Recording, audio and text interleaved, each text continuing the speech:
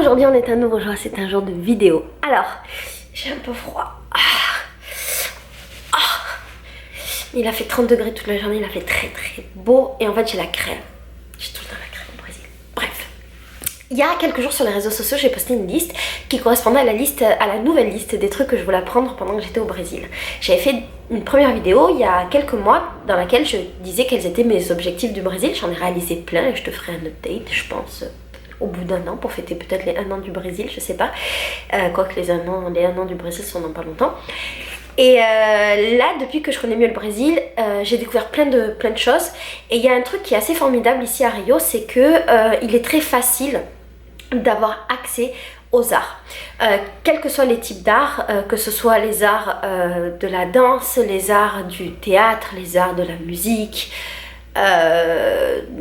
les sports aussi, enfin tous les trucs qu'on a envie d'apprendre ici à Rio, c'est facile de les apprendre pour peu qu'on ait un petit peu de temps et ou éventuellement de l'argent, parce que parfois il faut de l'argent mais pas toujours. Et c'est très différent de la France parce qu'en fait en France tu peux pas, je trouve, te réveiller un matin et dire j'ai envie d'apprendre un instrument de musique ou j'ai envie d'apprendre le saxophone. En fait tu peux, mais c'est plus difficile qu'ici. Dire voilà, j'ai envie d'être violoniste, c'est comme ça. Et c'est pas aussi accessible qu'ici parce qu'en France il va falloir que tu trouves une école de musique ou un prof ou machin, que tu t'achètes ton violon, que tu prennes des cours, ça va être cher. Avant de pouvoir te produire, il va falloir beaucoup de temps. Pareil si tu fais de la danse, si tu dis un jour voilà je veux faire du ballet, tu vas t'inscrire dans un cours de ballet, mais ça va prendre beaucoup de temps et d'argent, surtout beaucoup d'argent. Et si tu te réveilles à, je sais pas moi, 35 ans, tu dis j'ai envie d'être danseuse de ballet, je sais pas si c'est possible. Et puis aussi, encore une fois, avant que tu puisses te produire, ça va être compliqué. Ici au Brésil, l'art, c'est quelque chose d'assez démocratique, d'assez populaire, d'assez accessible, et tu peux te réveiller à 35 ans et dire, 34 ans comme moi, 34 ans et dire j'ai envie d'apprendre un instrument de musique, soit, et 2 mois après jouer de cet instrument de musique dans la rue avec une bande. C'est totalement possible et faisable. Du coup, après 9 mois, bientôt 10 au Brésil, j'ai dressé la liste de tous les trucs que je voulais apprendre. Tu sais que je suis un peu tarée, qu'il y a de fortes chances que j'apprenne tout. Et c'est même sûr, tout ce que je vais apprendre, je vais te le proposer sous forme de journal vidéo. Tu sais que j'ai pris l'habitude de te faire des journaux dans lesquels je te parle de mes apprentissages de choses. Je trouve ça intéressant parce que j'aime bien le fait que tu puisses voir que les choses sont accessibles si on en a la volonté, l'envie, le désir, et que rien n'est impossible. On peut être une meuf de 34 ans, se réveiller un matin et dire je veux être joueuse de saxophone, et c'est possible. Et moi ce format me plaît bien. Voilà, bref. Ici c'est la liste de mes nouveaux objectifs, je la partage avec toi et puis on fera le bilan peut-être dans 1 an, toi et moi, pour savoir ce que j'ai réalisé ou pas. Alors, en premier j'ai noté le yoga. J'avais fait du yoga quand j'étais en Thaïlande, je sais pas si tu t'en souviens, ça m'avait pas plu la première fois. Après ça m'avait plu, je t'avais fait une vidéo d'ailleurs pour t'en parler. C'est une vidéo qui parle de mon expérience dans un centre de méditation et de permaculture et de bouddhisme. Voilà, en Thaïlande c'était chouette. Et j'en ai plus refait depuis. J'avais plein de copains qui faisaient du yoga et puis ça m'intéressait pas. Et en fait ici à Santa Teresa il y a du yoga qui est gratuit tous les matins dans un parc magnifique. En plus c'est mon parc préféré, il s'appelle Parque des Ruinas, il est à côté de ma maison. Et donc j'ai envie d'y aller. Pas de suite, c'est pas pour de suite, mais j'ai envie d'y aller pour apprendre à faire du yoga. Voilà, donc je te montrerai et je t'expliquerai ce que j'ai appris, pas appris, si ça me plaît, si ça me plaît pas. On verra. Le deuxième truc que j'ai noté, c'est faire du saxophone. Alors, j'aime bien cet instrument. Depuis un moment, il me plaît. Je pense que c'est très compliqué de se réveiller un matin et de dire je veux faire du saxophone à 34 ans. Je pense que c'est compliqué. Mais sache que je vais faire du saxophone. J'ai acheté un saxophone. Il n'est pas encore arrivé dans ma vie. Il arrive dans 10 jours, 2 semaines je crois. Je l'ai payé une misère pour le Brésil. Je crois que je l'ai payé 150 €. J'y connais rien. Mais rien. Je sais pas comment ça marche un saxophone. J'ai énormément de potes qui font du saxophone et je connais beaucoup de profs. Et en fait, soit j'apprends toute seule. Je pense que je testerai un peu tout. Je pense que je suivrai des tutos sur YouTube. Je demanderai à mes potes de m'apprendre et je connais des profs et dont un que j'aime beaucoup et peut-être que je vais prendre des cours particuliers avec lui. Donc tu vas suivre mon évolution avec le saxophone. Et mon but, c'est de jouer dans les blocos de carnaval et c'est très faisable, je pense, si je suis des cours particuliers en plus de ce que je t'ai dit et que je fais des entraînements aussi avec des gens régulièrement. Je pense que c'est très faisable de pouvoir jouer pendant le carnaval de 2019, ce qui est assez ouf. Ce qui est assez ouf en fait. Et donc voilà, donc mon objectif c'est de jouer du saxophone pendant le carnaval de 2019. Après, j'ai envie de jouer à un autre instrument qui s'appelle le tchékélé. Alors le tchékélé c'est comme une boule avec tout autour des petites perles et ça se fait, et on joue comme ça et on peut danser en même temps. Je trouve cet instrument trop mignon parce qu'en fait c'est un des rares instruments où on peut vraiment danser. C'est un instrument qui est indispensable un petit peu pendant les blocos de carnaval, qu'on peut pas jouer seul contrairement au saxophone. C'est pour ça que j'ai choisi le saxophone parce qu'on peut jouer seul. Et aussi je me dis bah on sait jamais si un jour je deviens clocharde ou si j'ai besoin d'argent. Si je sais pas moi dans la vie, si je revoyage, on sait pas, bah, j'aurai toujours mon saxophone et je pourrais toujours jouer du saxophone dans la rue. Ça peut être un travail quand même. En plus d'un loisir de ouf, je trouve que ça ajoute une corde à mon arc des possibles en fait. Donc j'ai envie de faire du saxophone. Et le tchékélé c'est plus, j'ai envie de m'intégrer dans un bloco ou dans plein de blocos et de jouer du tchékélé dans des blocos. Donc je vais apprendre. Là il y a une amie qui m'a donné le contact d'un mec qui est en fabrique à Santa Teresa. Il les fabrique sur mesure, apparemment c'est pas très cher. Donc j'ai deux possibilités, soit j'en achète un de seconde main, soit je fais fabriquer le mien, ça dépendra du prix. Mais j'ai bien envie de faire fabriquer le mien et qu'il raconte une histoire. Je sais pas encore laquelle, mais j'ai bien envie qu'il raconte une histoire. Voilà. Ensuite j'ai marqué Perna de Pau. Alors Perna de Pau c'est les échasses. Et en fait pendant les blocos de carnaval il y a tout le temps des gens qui font des échasses. Je t'en ai parlé dans ma vidéo sur les blocos. Oh, j'ai les bouchées, je suis malade, je te l'ai dit, ouais, j'ai les bouchées. Et depuis que je suis arrivée au Brésil, c'est un de mes objectifs que de faire des pernas de pau. J'ai commencé, ça s'est concrétisé la semaine dernière et donc j'ai pris mon premier cours, j'ai trouvé ça génialissime. Et du coup, il faut que je m'entraîne et je vais essayer d'acheter les miennes, mais c'est un petit peu cher. Donc je vais voir. Ah, pardon, ça me gratte à l'intérieur de l'oreille. Et mon objectif aussi, c'est d'en faire pendant le carnaval et d'en faire pendant plein de blocos avant le carnaval. Voilà, donc là j'ai quelques mois pour m'entraîner mais je sais que ça va le faire. Ensuite j'ai noté samba. Alors depuis que je suis au Brésil, j'essaye de danser la samba mais je n'y arrive pas. Je trouve cette danse trop compliquée. Je commence maintenant, au bout de 9 mois, à comprendre à quel moment on doit placer les pieds et quel rythme on doit suivre. Attends, faut que je me bouge, j'arrive. Mais j'arrive un petit peu vite fait à faire des pas qui ressemblent mais j'arrive pas encore. Je pense que ce sera pas avant un moment, la samba. C'est un objectif que... Tout ça c'est des objectifs que je me fixe sur du long terme, hein, sur plusieurs années.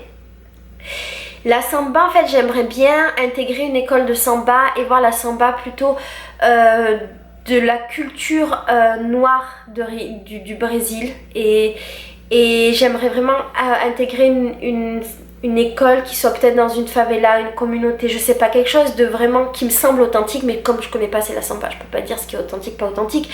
Mais de ce que m'expliquent mes amis ici, c'est qu'il y a la culture blanche et la culture noire. Ici c'est très... y a beaucoup ce... Je sais pas si on dit clivage pour ça, il y a beaucoup les trucs blancs, les trucs noirs d'un côté. C'est très bizarre pour nous les Français, mais c'est comme ça ici au Brésil. Et donc j'aimerais bien faire ça. Mais j'ai besoin de temps et j'ai besoin de connaître des gens pour pouvoir y avoir accès.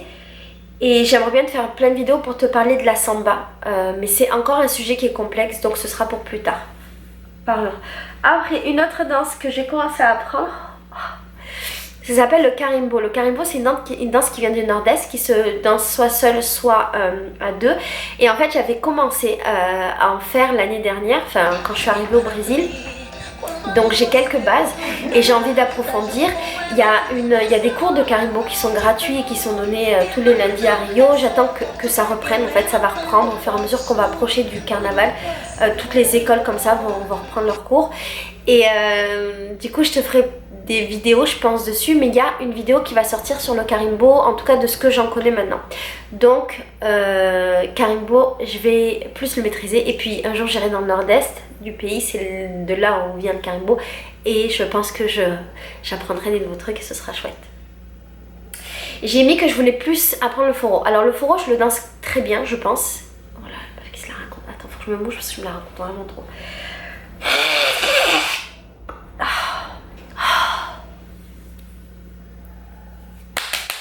Je suis épuisée d'avoir la crève. Le foro, c'est une danse qui vient du nord-est également, c'est une danse de couple.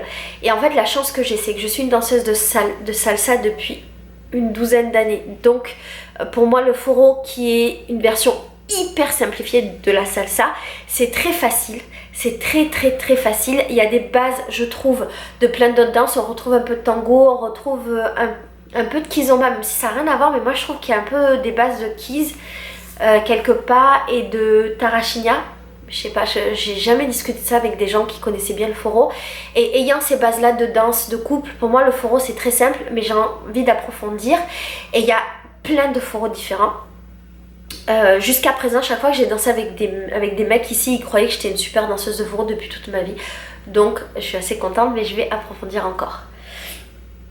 Lambazouk. Le lambazouk en fait, c'est une danse brésilienne. C'est un mélange de lambada, mais et pas de zouk de chez nous, ça n'a rien à voir, mais c'est une lambada à deux, comme la lambada, mais c'est un peu différent. Je l'ai dansé un tout petit peu en congrès de salsa quand j'étais avec Farid et quand on était dans le monde. À l'époque, je me souviens que je trouvais cette danse complètement ridicule, j'avoue humblement, que je me foutais de la gueule de Farid quand il disait qu'il voulait faire du lambazouk.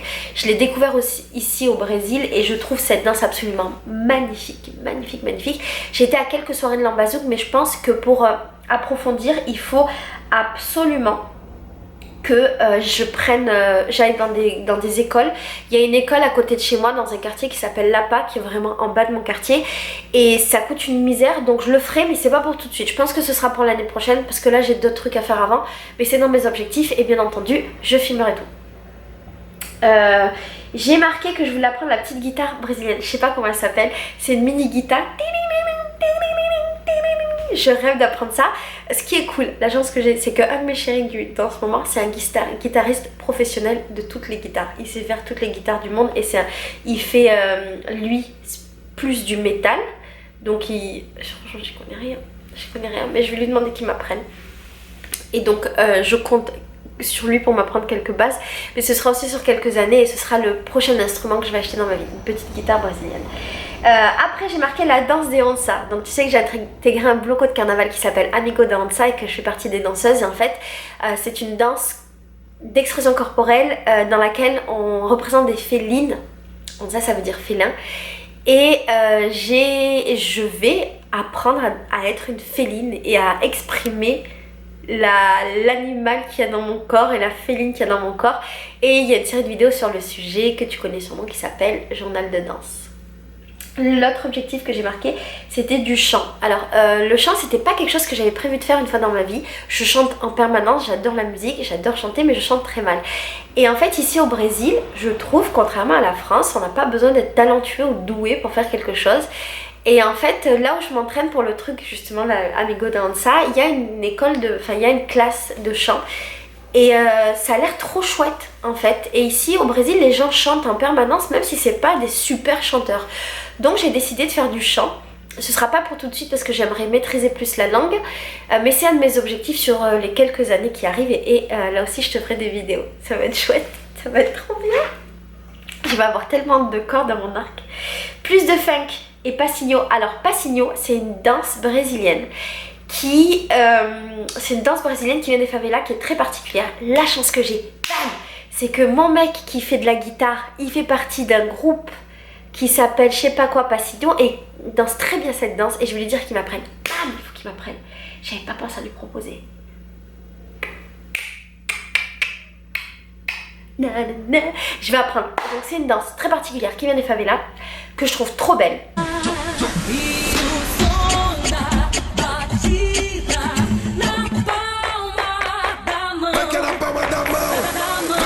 Et je vais danser plus le funk. Et en fait le vendredi ici à Lapa, la plupart des trucs de danse se passent à Lapa.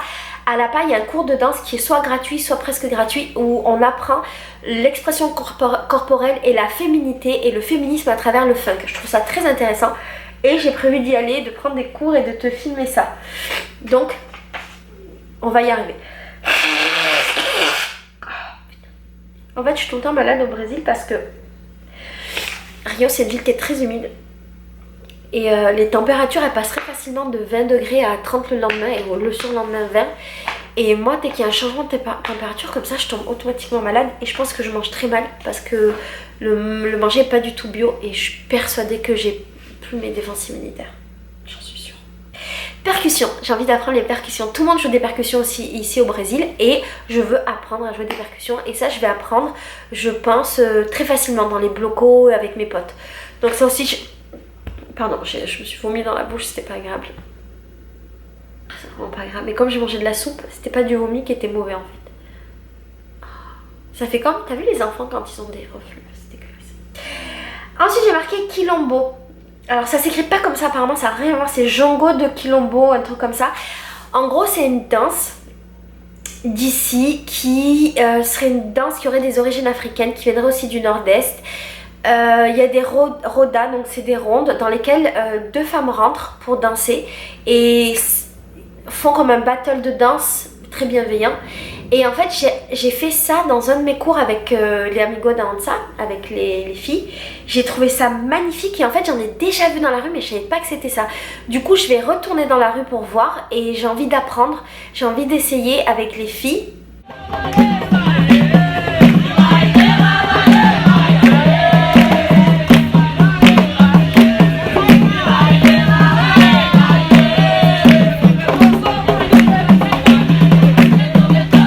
J'ai envie d'apprendre plein de danses un petit peu africaines et d'ailleurs je ne l'ai pas marqué sur ma liste mais je devrais le rajouter, on va le faire de suite. On va marquer danse africaine parce qu'en fait quand j'étais jeune j'avais envie de faire des danses africaines mais j'ai toujours pensé que je pouvais pas le faire parce que c'était pas quelque chose d'accessible pour moi et que je savais pas bouger comme il fallait, mais en vrai oui.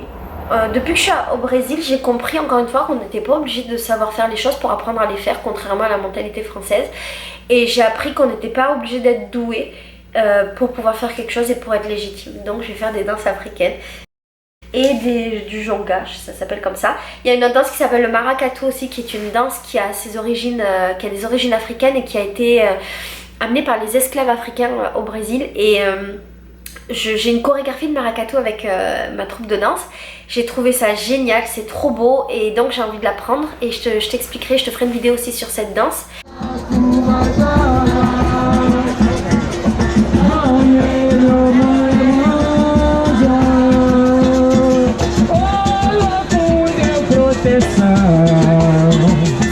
Ce que j'ai marqué aussi c'est la littérature brésilienne. Je pense que la littérature brésilienne, j'ai marqué littérature et poésie et j'ai un autre aussi, pardon. Voilà. Je pense que la littérature et la poésie brésilienne sont hyper riches et je me languis énormément de pouvoir mieux comprendre le portugais et pour pouvoir lire la littérature d'ici. Je pense que la poésie brésilienne est vraiment belle, vraiment belle. Il y a plein de mots ici qui sont trop beaux, qui appartiennent qu'à cette langue et pour moi la poésie, la littérature du Brésil ça va être comme des bonbons dans ma bouche. Et ce sera pas dans ma bouche, ce sera dans mes yeux. Je me languis à fond de lire et de découvrir ça.